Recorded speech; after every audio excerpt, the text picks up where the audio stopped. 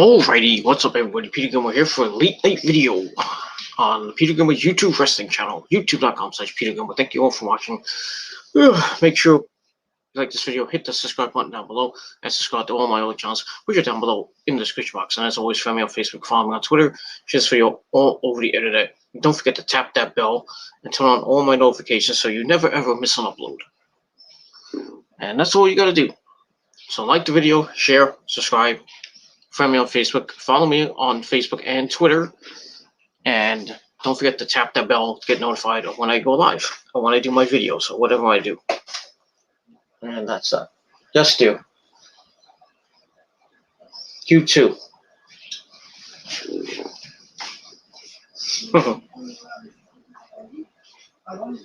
It is what it is. That's all I gotta say about that. Jose was asking me about Thanksgiving. That's what I think of Thanksgiving. That's what I think of Thanksgiving. Fuck Thanksgiving. Fuck all the other holidays, too, for that matter. It is what it is. So if you hear things in the background, Rose is talking, so I don't care. I'm not going to edit it out, but it is what it is. All right, everybody, on this late Wednesday night, early Thursday morning, November the 25th, 2020, if you're watching from somewhere else. What, boo? There goes Rosa. Yeah, she's always nagging. It is what it is. So on this late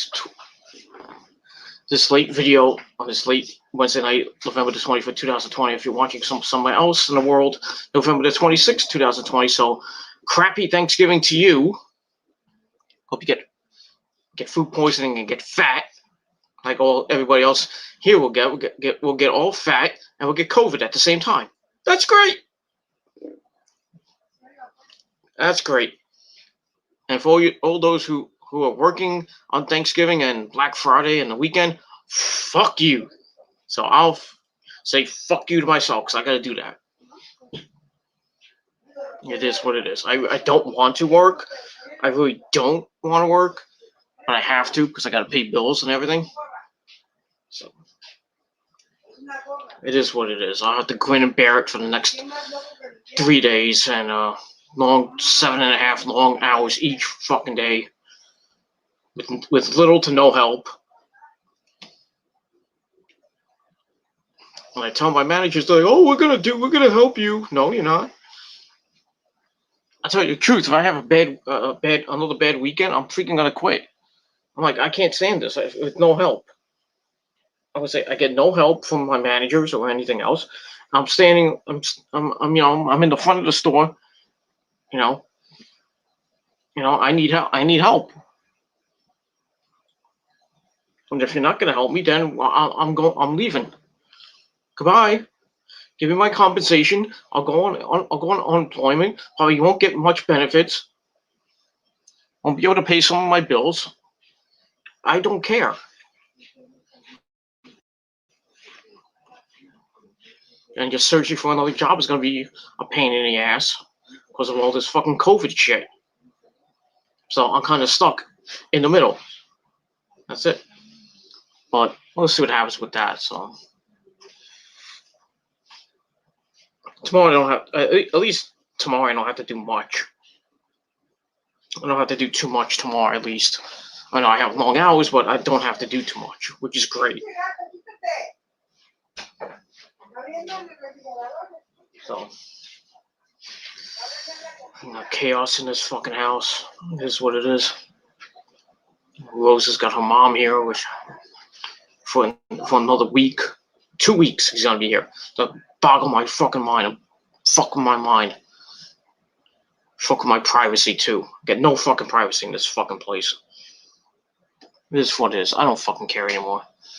But anyway, enough about that bullshit. So as of now, happy, crappy, don't give a fuck Thanksgiving to you all. And like I said, eat a lot of turkey, get food poisoning, and get COVID at the same time. So that's all I gotta say about that. But make sure you wash your hands, though. Wash your hands and wear your mask if you go out to the supermarket to get some late minute Thanksgiving Day food, because I know that's gonna be the norm at most stores, especially my store. And then Friday, got Black Friday at Walmart and the Home Depot, and basically Walmart and Target and all the stores. People probably lining up to late tomorrow night to get the PS5 and the Xbox and maybe the Nintendo. I don't know, or the latest iPhone or whatever. They want to get their early Christmas shopping done early. They're going to cause tremendous chaos. There'll be lots of people, not social distancing, probably not wearing masks. I can tell that tomorrow, that's tomorrow, Friday, we're going to get a lot of people getting COVID. From Friday through early next week, we're going to have all those people that went out on Black Friday are going to get sick. I'm telling you, that's what's going to happen. That's what they should have done, was close every single store until Saturday. That's what they should have done. For close the stores, close everything down. Even essential businesses, close it down for Thanksgiving and Black Friday, and then let it open up on Saturday. Or what they should have done was, for essential businesses only, they have a certain set of hours. You go in at 8 o'clock, you close at 8, 9 o'clock. Well, you have a curfew at 8, 9 o'clock on Thanksgiving and Black Friday. So at least you can go home and have a meal with your family on Thanksgiving, and then Black Friday you can go get your crap, get into a bunch of fights,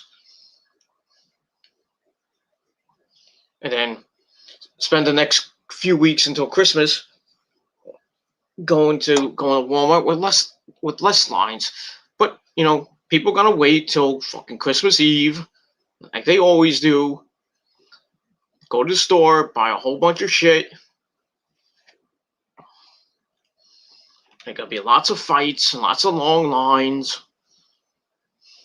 Thankfully, I'm gonna be off on Christmas Eve. Christmas Day, not sure yet. I'm gonna ask for the day off, but if my boss says, "Oh, you already asked for your Christmas Eve off, you can't have both," so yes, I could if I wanted to. I have holiday time. Why can't I use it? Well, you're gonna get your holiday time on your birthday. So I have like 20 some hours. I can't use 14 of them. I can't have back-to-back days and come in Saturday. I mean, I can come earlier in the week. I can't, I can come on a Tuesday, Tuesday, Wednesday, and then have off, be off Sunday, Monday, come in Tuesday and Wednesday, whatever time, and then have off Christmas Eve and Christmas, and come in on that Saturday.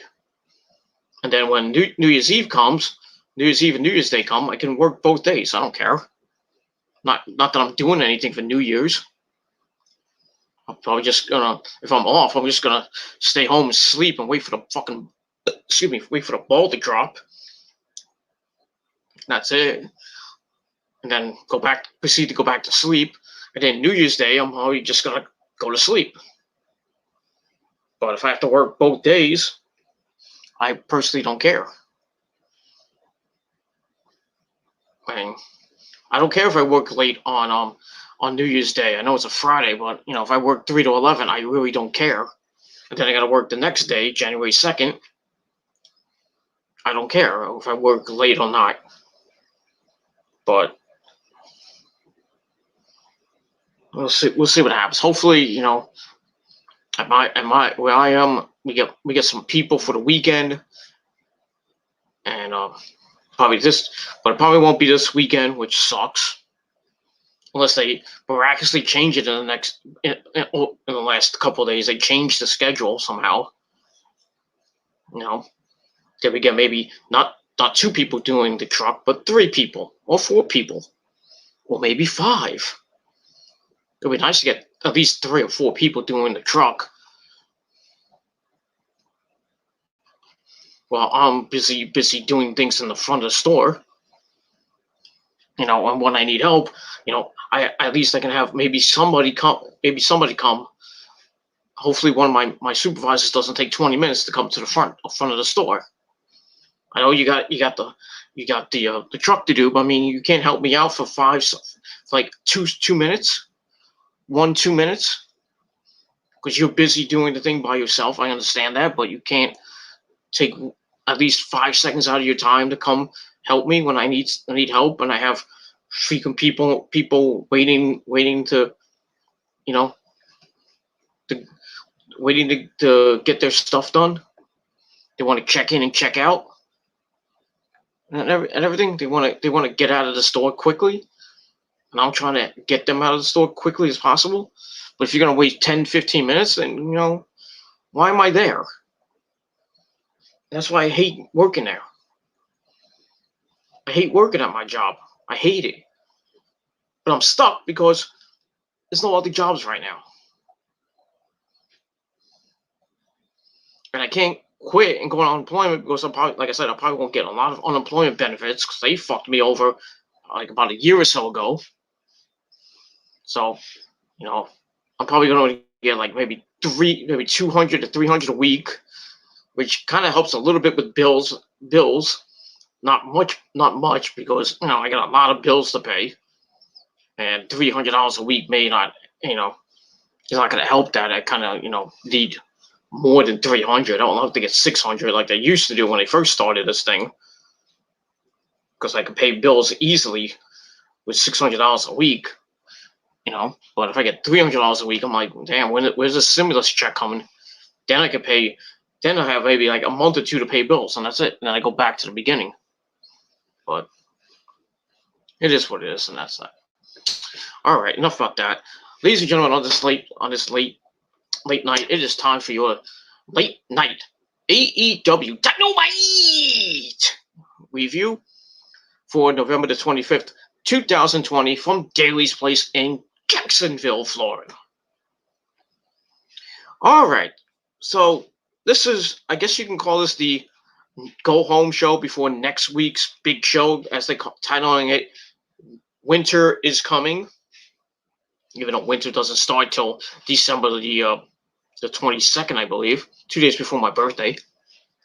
And I heard, when as soon as the winter starts, it's gonna be cold. I mean, frigid cold.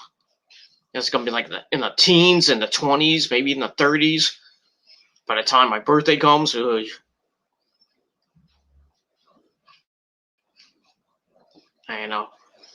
that's it. So we'll get some quiet for once. But that's all I gotta say about that. So AEW bought the go home show before next week's big show. Winter is coming, and it was an okay show. Nothing great. I mean, we had a pretty good show. We had an AEW women's title match between Hikaru Shida and Anna Jay of the Dark Order. We also had Adam Page in action. We had Will Hobbs in action. We had a couple of tag team matches here and there, and especially the main event. We had the Butcher and the Blade against Rey Fenix and Pac of the Death Triangle going at it, and some interesting things on the show that are going to lead into Winter is Coming next week, and I don't know what NXT is going to do to combat that, even though they have the go home show before NXT War Games next Sunday. Next Sunday, December the 6th. So see what happens with that. And that's that. So let's begin this review with our first match. Out of the gate, we start off with Hangman Adam Page against Johnny Hungee of the Dark Order. This match is alright. Had a couple of funny moments. Nothing great. I mean, wasn't bad, but not bad. It wasn't bad. Starts off with Page working on the arm of John Silver. Silver gets free. Puts Page in a headlock. Page gets free, hits Silver with a shoulder tackle and a slam. Silver hits Page with an arm drag and a drop kick. Then he starts mocking him. He's like, "Oh, I'm Hangman Page." Page like, "Fuck you," nails him with a forearm strike. Follows it up by landing some strikes. Silver comes back and nails Page with a few strikes of his own. And then Page comes back by hitting Silver to get out of the corner. Follows up by nailing Silver with a back body drop, a big-time back body drop. Silver comes back, slaps Page in the ass. I mean, yeah, he tapped that ass, if you know. Not like that, but you know what I mean. Anyway, so Page got mad, knocked Silver to the ring apron. Silver quickly nails him with a kick and hits Page with a cross body block. Then he has him in the corner, starts hitting him. And then Page falls to his knees, and Silver was just kicking the living crap out of him for a while. But Page comes back. Silver drops him with a back elbow for a near fall. Then they go back and forth in the middle of the ring.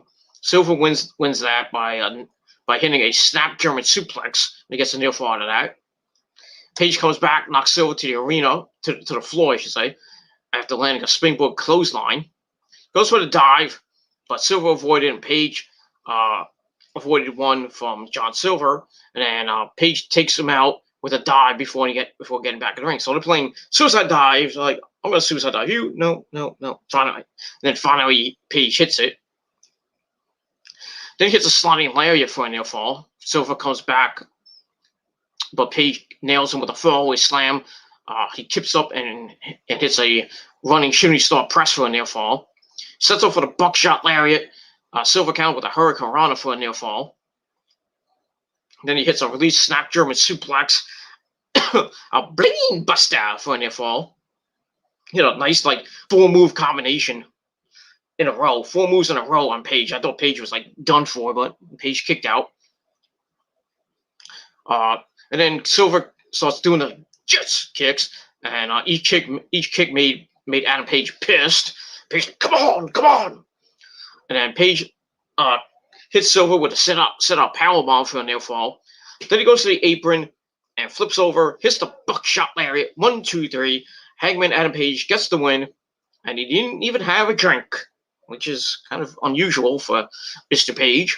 But he gets the win, and which I think he really needed over the last couple of weeks. I mean, he lost a couple of weeks ago at Full Gear to Kenny in the World Title Eliminator, and it was kind of down.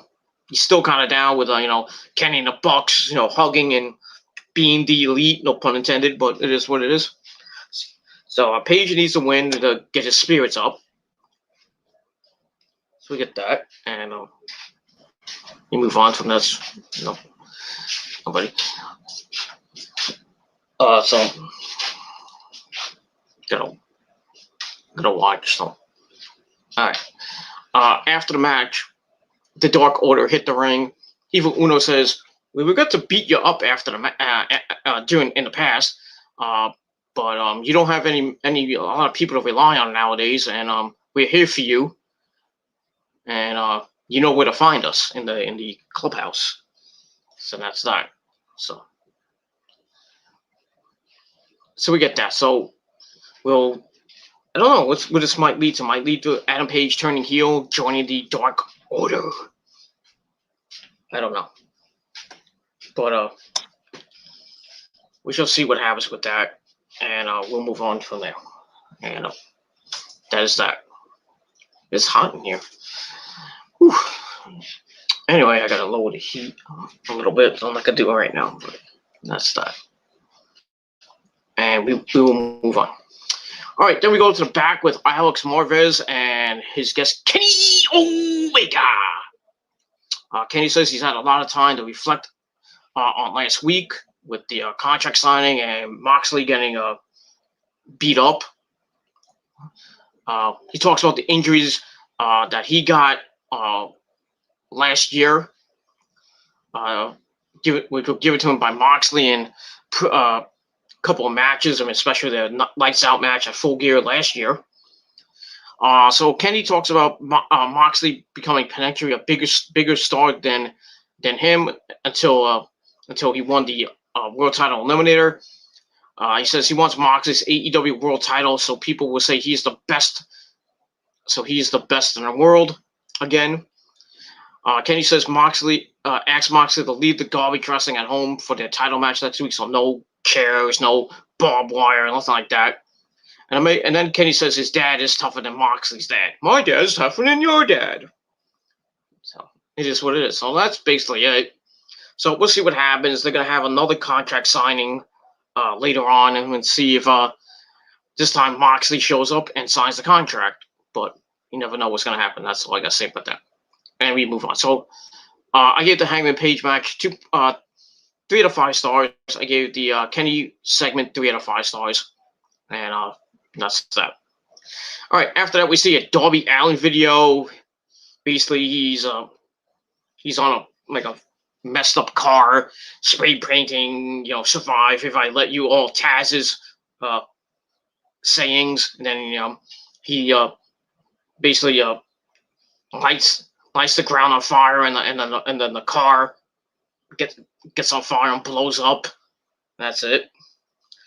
So they're kind of continuing the Darby Allin Team Taz storyline, which is gonna come to a head next week. I thought it was gonna happen on tonight's show, but it's gonna happen next week with Darby Allin teaming up with Cody to take on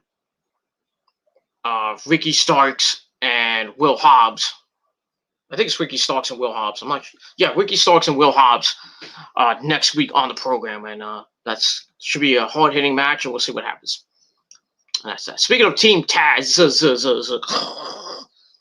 we get to match number 2. Powerhouse Hobbs, as he's now known as, not Will Hobbs, Powerhouse Hobbs. Now, where they got that name from? He takes on Lee Johnson. Basic squash match for this. I mean, thanks for coming, Lee Johnson, the jobber of jobbers.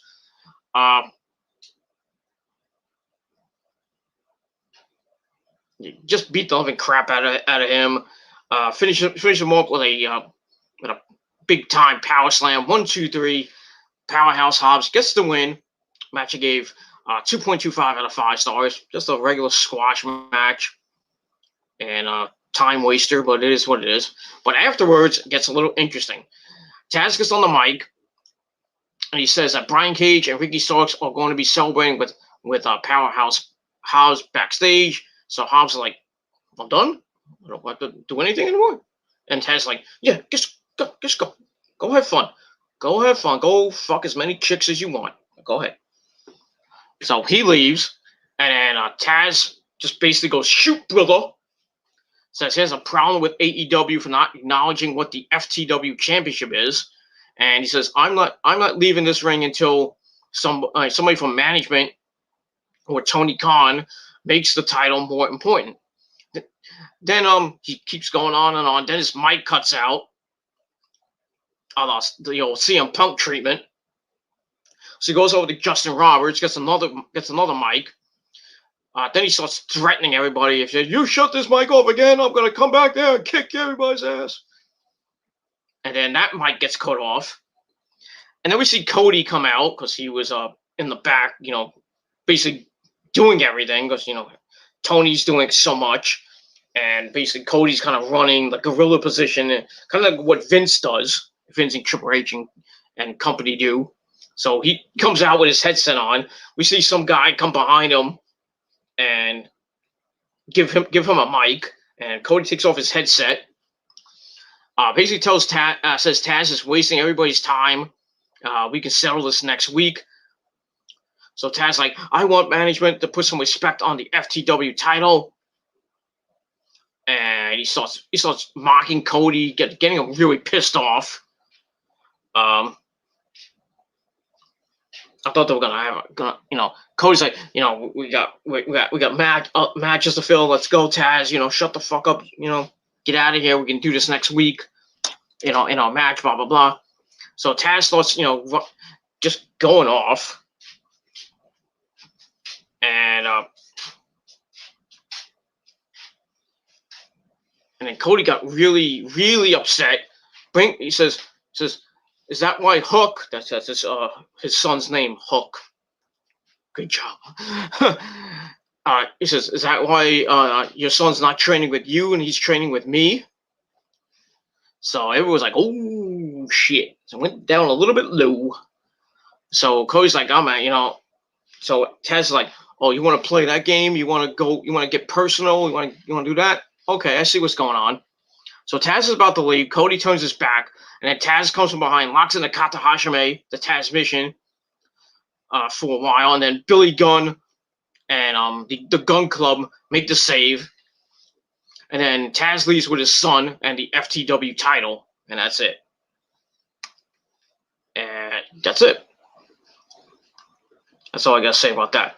So, kind of more storyline progression into what's gonna happen next week between Cody and Darby taking on Ricky Starks and Will Hobbs. I would assume Brian Cage is gonna do something, maybe Taz being on commentary or maybe at ringside. I don't know. It is what it is, and that's all I gotta say about that. And we will move on from there. All right. So I gave the Aftermath 3.5 out of 5 stars, and that's that. So we move on, and that's that. All right.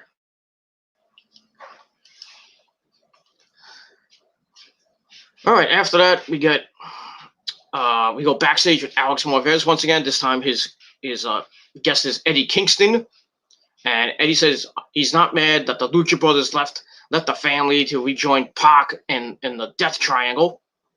Eddie tells Pac that things have changed around here. You know, I'm the king, blah blah blah. And then John Moxley, the AEW champ, shows up, and Kings is like, "It wasn't me who attacked you last week." So Moxley's on the warpath. Moxley's looking for his attacker. I think we all know who it probably was. And so we'll see what happens with that. So I gave that segment 2.5 out of 5 stars, and that's that. All right, then we get to match number. I believe this is match number 3. We had Top Flight, Darius and Dante Martin taking on the Hybrid 2 of Angelico and Jack Evans. This was a fun match. That's pretty much all I gotta say about that. And let me get back to my spot here. Okay, I'm gonna paraphrase for most of this. I'm not gonna do a long review because I'm kind of not in the mood to do a long review. I just want to cut some of this short. But they went back and forth throughout most of the match, and we're getting to the end. And Top Flight, Evans gets Dante to the ring apron. He's knocked to the floor by Darius, and then Top Flight take out Evans and Angelico with dual suicide dives. Dante then hits Evans with a top rope splash for a near fall. As and then Angelico makes a blind tag as Evans takes Dante down. Evans then hits Dante with an assisted 450 splash for a near fall. Angelico looks for a powerbomb. Dante counts with a 1925 roll-up for a near fall. And then Jack Evans avoids a diving Darius before dropping him on the arena floor. Ow. And then he attacks Dante before Angelico gets him in the Navarro Deathlock, whatever that is, and forces Dante to tap out. So the Hybrid 2, after basically beating the crap out of them last week, and after they lost to the Bucks, and then Top Flight get a little bit of revenge on Dark last night, running them off. So the Hybrid 2 get their revenge back, and they pick up the win, and that's that. So I get the match 3.25 out of 5 stars. Wasn't that bad. And then after the match, they attack Top Flight some more until the Bucks come out to make the save. So it looks like we might get possibly a triple threat match, maybe for the tag titles. The Bucks taking on the Hybrid 2, taking on Top Flight. I still think the Bucks are going to win, but we'll see what happens with that as we move on. And that's it. So, like I said, 3.25 out of 5 stars for that. And we will move on from there. All right, there we go. Backstage, we see Nyla Rose and her best friend or manager or whatever she is, Vicky Guerrero. Excuse me. So they're in the back, and Vicky talks about nepotism and Brandy Rhodes getting jobs in AEW for some of her friends. Then she talks about how Jade Carlisle attacked Brandy last week. And Vicky says her business plan is set up for failure.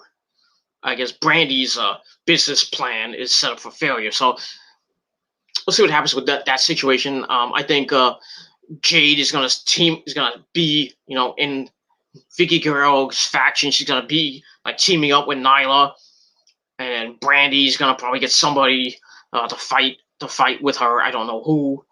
And, I was thinking Awesome Kong, but Awesome Kong's probably, I think, done, retired with wrestling right now.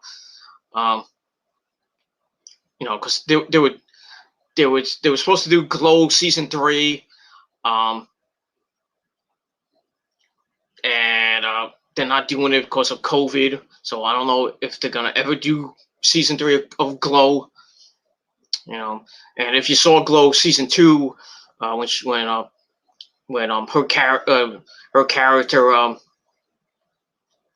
what was her name, I forgot her Welfare Queen, I think it was, she was fighting a lot and then taking a lot of pills for her back, and then she started becoming addicted to it, and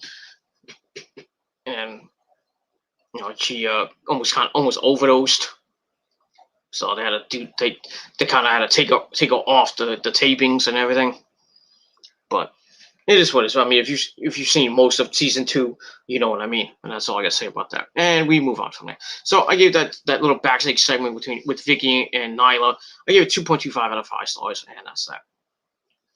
All right, then you get a video package featuring FTR and Tully Blanchard talking about their loss to the Bucks at Full Gear. At Full Gear a couple weeks ago, so we got that. Basically, I think they were just saying that we took our eye off the ball and let the Bucks win. We had a game plan. We didn't go with the game plan and everything like that. And that was it. So we'll see what happens with FTR coming up in the future, and maybe a rematch with the Bucks down the line. We'll see what happens. All right, then we get to match number 4. We have SCU, Christopher Daniels and Frankie Kazarian taking on the Inner Circle of Jake Hager and Le Champion, the Demo God, Chris Jericho, with the rest of the Inner Circle at ringside: Santana, Ortiz, Sammy Guevara, Wardlow, and the newest member, MJF. So they were at ringside. And match was all right. Nothing to write home about. Kind of went back and forth at times, and the Inner Circle get the win. Getting in the end, Daniels hits Jericho with a top rope high cross body for a near fall. Hager comes in, Devil's Dance with a clothesline. Daniels fights back. He nails Hager with a diving flatliner. Then he hits Hager with the best moonsault ever for a very near fall. And then MJF gets involved on the outside. He starts attacking Daniels. He hits him with his little ring. The diamond dynamite ring. Okay, that's 5 times fast. And then Jericho comes and hits the Judas effect on Daniels, and then Hager picks up the pieces and gets the win. So that was an okay match. Jake Hager and Chris Jericho are undefeated as a tag team, so put them in with the Bucks or for the tag team titles. So we'll see what happens with that, and that's that. So like I said, match was all right. I gave it 3 out of 5 stars. Afterwards, the Inner Circle attack him again. They beat up Daniels, and then they start beating up on Frankie Kazarian. Frankie gets a little cheap shot in on MJF, and MJF's like holding his mouth and looked like he was bleeding a little bit, maybe a busted lip or busted tooth, whatever. So they start attacking him, beating him up. Then they hold him up. They hold him up for MJF to put on. He has his ring. He's about to knock him out with the ring, and then Scorpio Sky comes out with a chair to make the save. So probably get a 6-man tag team match next week. I don't know with who. Maybe it'll be Jericho, MJF, and Hager, or Wardlow in the match. You can have any combination of the Inner Circle in a 6-man tag team match with SCU, and that's pretty much it. So we'll see what happens next week, and that's it. All right, then we go backstage. We see Superbad, Kip Sabian, Mito smash on a pussy, yeah, and Penelope Ford. They're in a new look video game command center or whatever it is, and they said they were doing a segment, about to play some video games, and then we had the best friends, give me a hug, and we had Trent and Chucky T, the Attack Miro, and Sabian, throw them into the production trucks and everything, and then Miro takes the camera, was like, "Get out of my way!"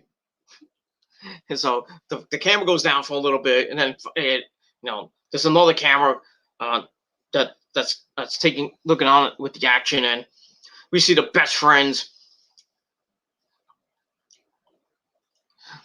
pick up Kip Sabian, and then they launch him into a porta potty, not into the porta potty, but into the front door of the porta potty, and then that's basically that's it. And I don't know if referees and security came out to break it up, but they left Kip Sabian lying on the floor, and that was basically it. So the ever growing Kip Sabian Miro best friends feud continues on. I think they'll have a match, I believe, maybe next week on the show, but we'll see what happens with that. And that's that. So we'll see what happens with that. So I gave that segment 3 out of 5 stars, and we move on from there. All right. After that, we go to the ring with Tony Schiavone, Tony Schiavone, whatever you want to call him. He's in the ring for the contract signing between AEW champion Jon Moxley and Kenny Omega. So Kenny comes at Kenny's doing his entrance. We have the cleaner girls, I guess you can call them that. I don't know what to call them. They're dancing. We see the silhouette of Kenny. Then we see somebody else come in, and I think we all know who it is. Starts beating up on Kenny, throws him through that screen, and it's Jon Moxley, obviously. Moxley starts beating up Kenny, drags him to the ring, grabs his title that was on the table. He lays it on the floor. Kenny has his hand on it, then Moxley steps on his hand, and he's like, "I want the belt." So Moxley picks him up, hits the paradigm shift on the belt, ow, and lays out Kenny. Then he gets on the mic and says, whoever Kenny hired to take him out last week did a really piss poor job, because he says because now they're even. So he tells Kenny to find the Kenny everybody he thinks he is to beat him for the title. Then he tells Kenny, he says Kenny is only getting one shot at him before signing the contract. So this is one and done for Kenny. So if Kenny doesn't win next week, he probably won't ever get a shot at Moxley as long as he's the champion. Didn't really say it, but you kind of get the gist of it. But it is what it is. So we'll see what happens next week in the main event, which is probably going to end the show as Winter is Coming. Jon Moxley and Kenny Omega for the AEW World Heavyweight title. Should be a great match, and we'll see what happens with that. So I gave that segment 3.5 out of 5 stars, and that's that. All right, then we go backstage once again with Alex Marvez. Where was Dasha? Just saying. He interviews the entire Inner Circle, and MJF is pissed that Frankie Kazarian sucker punched him. He's like, "Who's the biggest sucker puncher of all time? Frankie Kazarian." So Jericho gets mad that MJF was hit by Kazarian. So he says, for the first time ever, next week, Jericho will fight Frankie Kazarian one-on-one on AEW Dynamite. That should be a pretty interesting match. We'll see what happens with that. I assume that Kazarian's going to have Daniels and Scorpio Sky with him, and Jericho's going to have, all the entire inner circle. So it's going to be outnumbered. The series going to be outnumbered. But we'll see what happens with that next week. So it should be a pretty interesting match, and that's so I get that segment 3 out of 5 stars, and that's that. All right, then before we get to match number 5, we get a video package of the history between Hikaru Shida and Anna Jay. You see the first match, which Hikaru Shida won when Anna Jay was the star of the show, her little gimmick, which she still has that, but I think just changed now since she's in the Dark Order. And that's that. So we'll see what happens with this match. We get to match number 5. Anna Jay taking on Hikaru Shida. Anna Jay had Ty Conti, her best friend. A lot of pictures with her on Instagram and Facebook, not Facebook, Instagram and Twitter lately. And we have the entire Dark Order minus Brody Lee. Brody Lee, I think, has an ankle injury. He won't be back for a while. Sucks. And that's that. But they still do great segments on BTE. It's always nice to see that. So we get to the match. Match was all right. Nothing to write home about. I'll get into this match a little bit. They have a shoving contest to start, and then Shida puts Anna Jay in a headlock. Jay gets free, but she eats a shoulder tackle. She gets Shida in the Queen Slayer. Shida gets free before landing some strikes. Shida then hits Jay with a kind of sloppy-looking tilt-a-whirl backbreaker, then a basement dropkick. And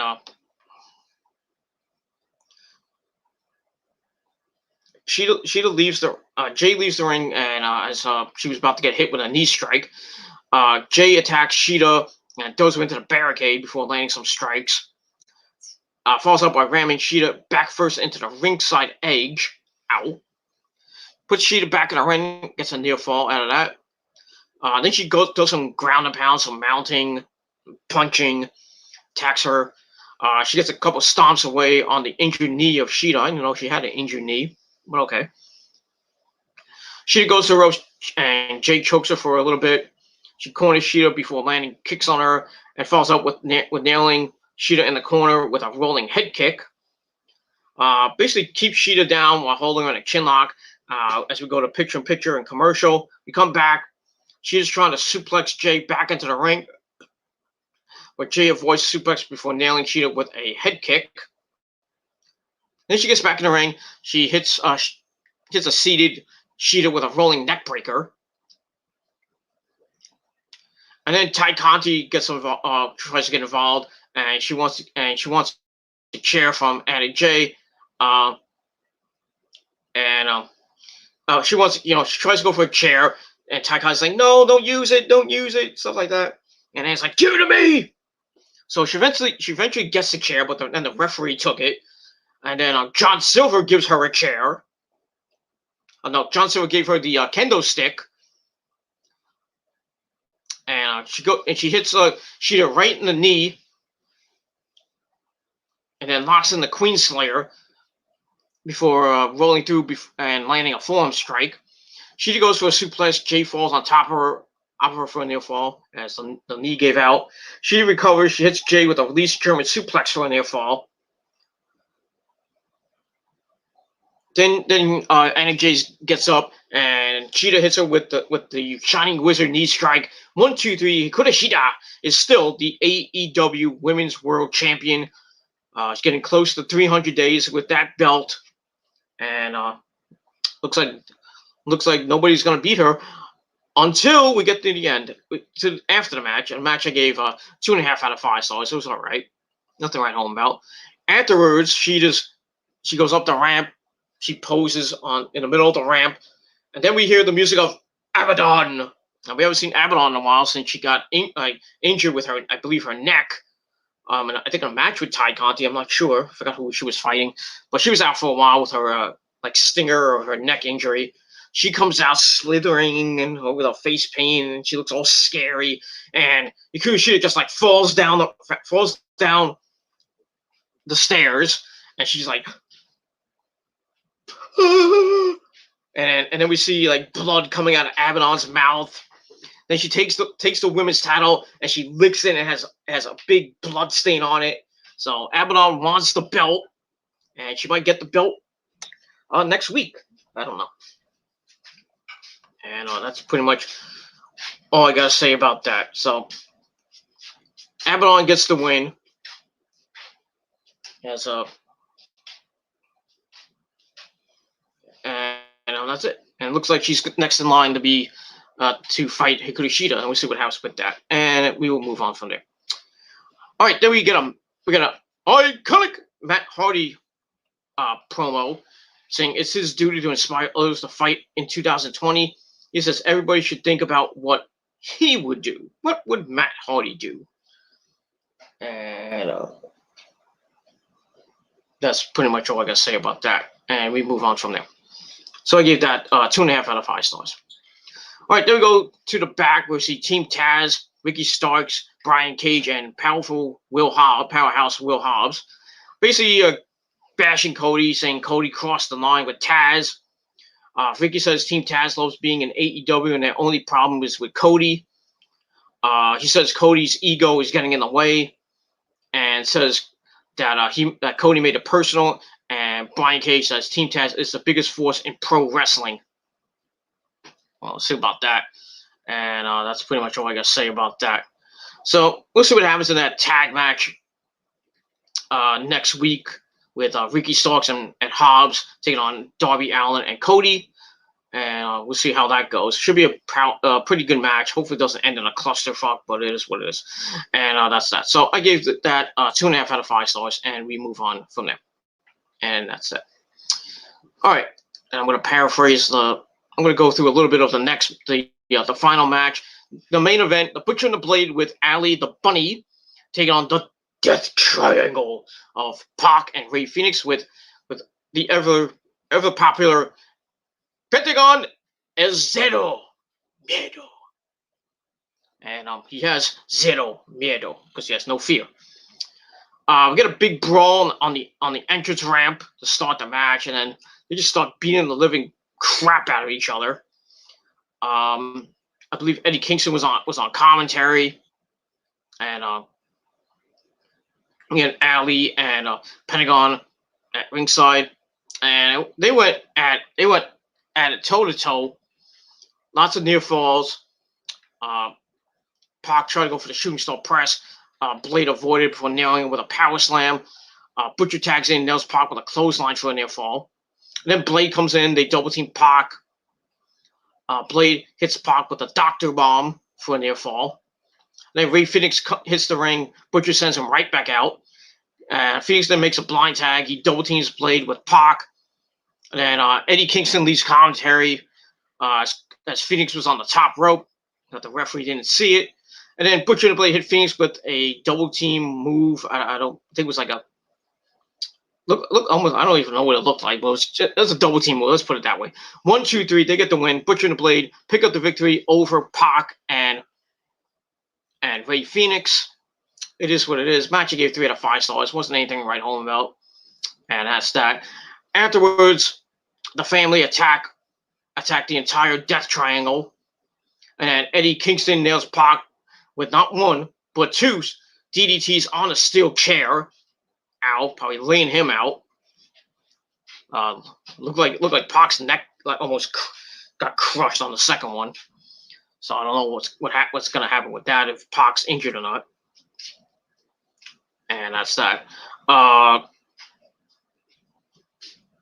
And then afterwards, Lance Archer hits the ring, attacks the entire family, while Jake Roberts comes out. He's freaking pulling out his shirt. He's like, I want to get in. I want to kick some ass. You're 60-something years old, and you can't fight anymore, Jake. No. So a big brawl breaks out between everybody, and Lance Archer stands tall in the ring with the Death Triangle. So looks like we might get a 6-man tag team match next week with or maybe I don't know. I don't know what's gonna happen next week. Could we get a 6-man tag with maybe either we're gonna get Lance Archer teaming up with two members of the Death Triangle, whoever one that might be, probably taking on Butcher, Blade, and Eddie Kingston with the Bunny in a 6-man tag team match, and we'll see what happens with that. And that's that. But Lance Archer now teaming up with the Death Triangle. Maybe he's a honorary member, or might be actually in the Death Triangle because everybody dies. Sort of, but it is what it is. So, like I said, we'll see what happens with that next week on the program, as Winter is Coming, December the 2nd on Dynamite. And that's that. So I gave the Aftermath 3.5 out of 5 stars. Overall, it was a pretty good show. And you go bye-bye. I knew who that was. Little big fat man and another fat man from Rhode Island sucking on who's tiny little cock. But it is what it is. That's that. Keep sucking on his dingaling. But it is what it is. That's that. No more no trolls in my chat. Go on somebody else's chat and do that crap. So that's all I gotta say about that. All right, so I gave AEW 7 out of 10 stars. Pretty decent show for what it was. So we'll see what happens next week on the big show next week. We'll see what happens with Cody and Darby as they team up against Will Hobbs and Ricky Starks. See what happens in that situation. We got Chris Jericho taking on Frankie Kazarian. Should be a pretty interesting match. And the big one for the AEW World Title, Jon Moxley taking on Kenny Omega, and see if Kenny wins the belt, like a lot of people are saying, or he loses to Jon Moxley and Kenny never gets the title shot again, as Moxley is the champ. And that's that. So, not on the line next week. I think Kenny is gonna win the belt, and Moxley's gonna take the rest of the month off, the next couple weeks off, to prepare for his match with Kenta for the IWGP United States title. He's gonna lose that belt to Kenta on probably night. I think it's on night 1 or night 2. I don't know what the card is yet for Wrestle Kingdom 15, but he's gonna lose the belt to Kenta and probably come back to Dynamite sometime in January, maybe the first Dynamite, probably the second Dynamite in January. I don't even know when. Let me check the date here. Okay, here. He could come back on the first Dynamite of 2021, the January 6th show, or he might come back on the January 13th show. Depending with that, and don't forget, Renee is pregnant, so I think she's gonna have her baby probably in the late spring, early summer. So probably before All Out 3, which was really All Out 4, but it's what it is. But before All Out, I think Moxley will Moxley will be back, and then he's gonna take some time up before All Out to be with Renee and their baby, then come back at All Out, maybe come back and go for the title again. I don't know, because lots of rumors going on with Moxley.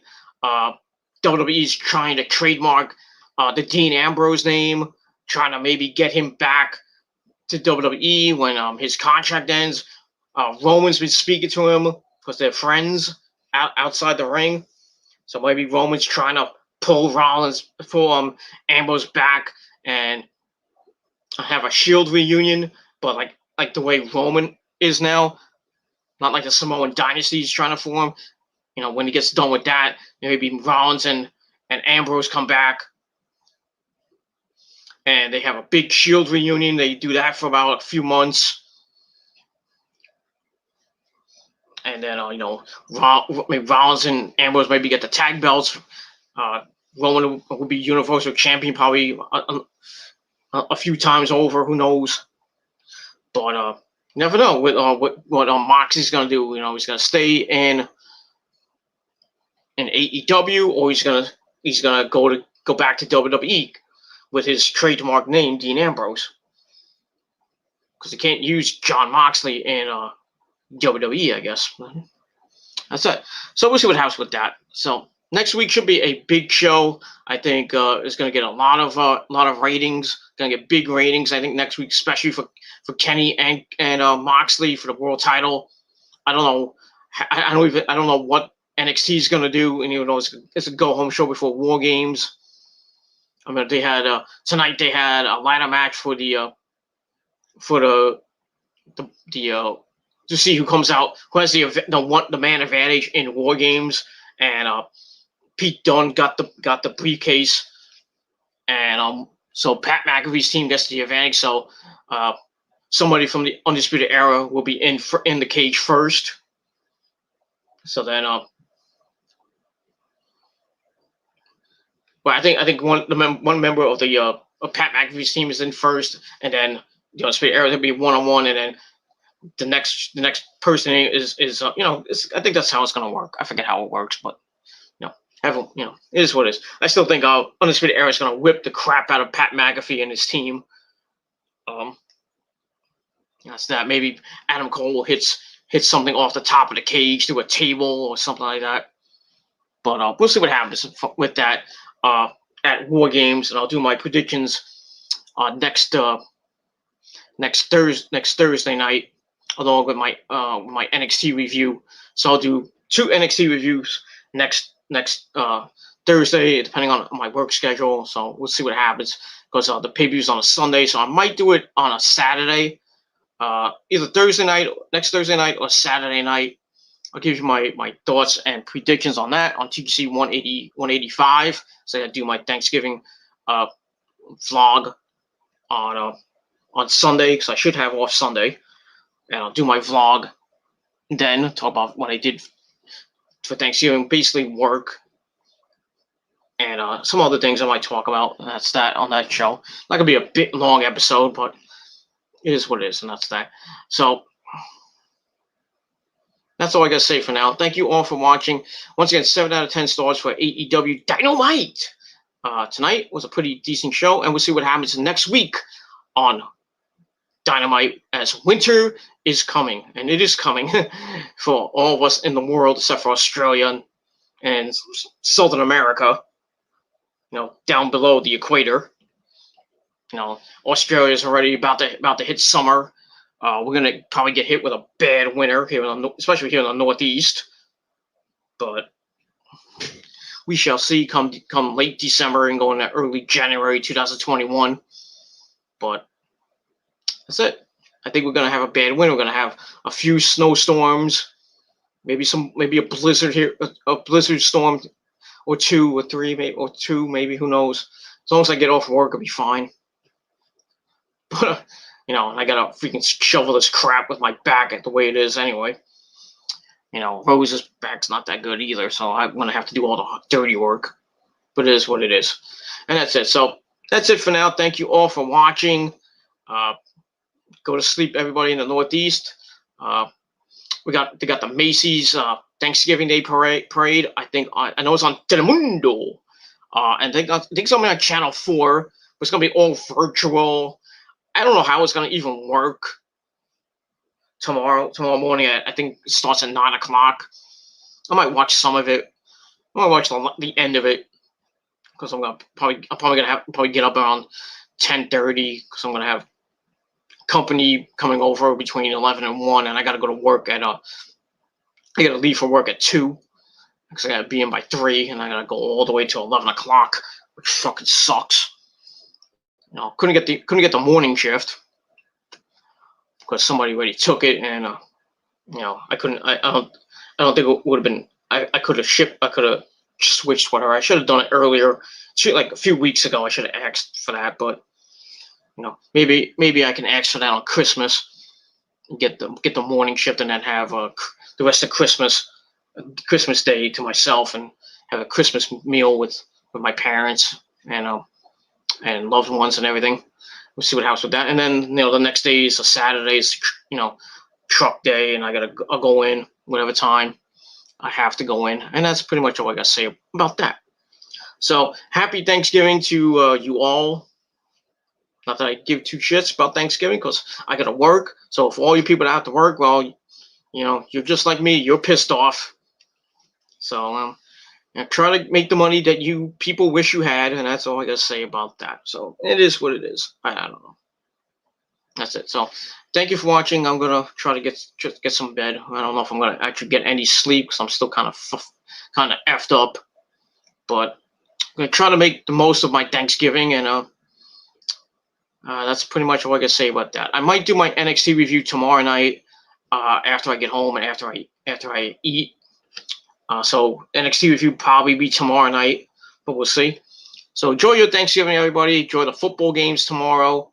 I think we got Houston and Detroit in the early game. We got Dallas and the Redskins at 4:30, and I don't even know who's playing the 8:30 game. It was supposed to be Baltimore and the Steelers, but that game got moved to the Sunday. There was a couple games in Week 15 again. They got changed to a Saturday.